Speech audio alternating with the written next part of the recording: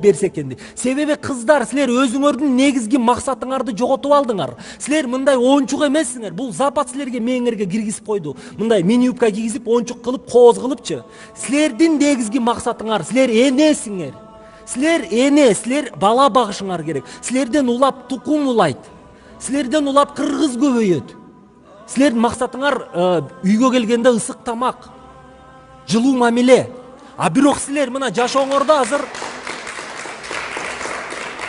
жашооңорду кичине ушул дискотека, кафе менен алмаштырганыңар, силер өзүңөрдүн тегиз максатыңарды жоготконуңар. Себеби канча деген бул ана мындай мода болуп кетти да, менин жигитим мындай БМВси бар, менин жигитим красавчик депчи.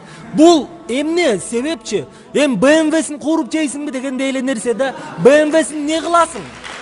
Биринчиден адам болуш керек да. Биринчиден ошол жигит менен мамиле куруп, балдарың акылдуу болуш керек, балдарың тарбия алышың керек. БМВ менен тарбиялабайсың да, же акчасы менен тарбиялабайсың да. Мындай кичине карасаңар, ушул жалган дүйнөдө мына Американын же кайсы бир Европанын бир башка бир идеологиясын бизге сиңирип, бизди жок кылганы.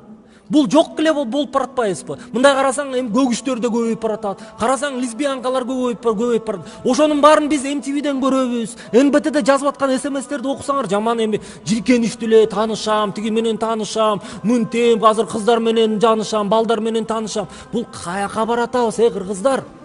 Акылдуулукту мындай эле билгизип коеюнчу, мейли кыздарга асылбай эле коеюн. Балдарга асылайын. Жигиттер, эркексиңерби? Намысыңар барбы?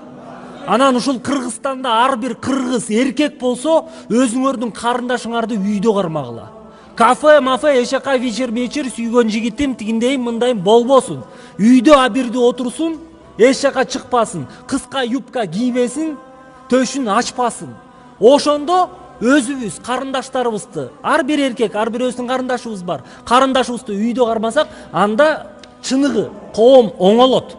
Анда кыздарыбызга асылбайбыз, эч кимибиз асыла албай калабыз. Себеби анан өзүбүз башка бир жолго баратканда, кой, бо бирөөнүн карындашы мени көрүп калса байкеси эмне дейт, мени өлтүрөт да деген намыс болуп калат да.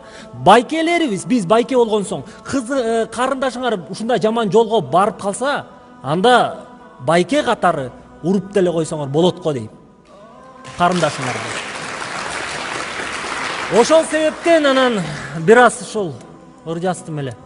Кап этпесең угуп койчу, мондай болгон окуя. Чындык болбос калп нерседей жай айтылган акыя. Көк учкөндөр учуп жүрөт бир айылда тып-тынч. Жан көрүнбөйт тегеректе болуп турса чак түш. Эшке чыкты бир карындаш кызыл өтүк кийген. Сулуу чырай келбетине ишенгенин билген. Шаарды көздөй сапар алды, саркеш сумка асынган. Кандай болот келечеги тагдырына тарынган.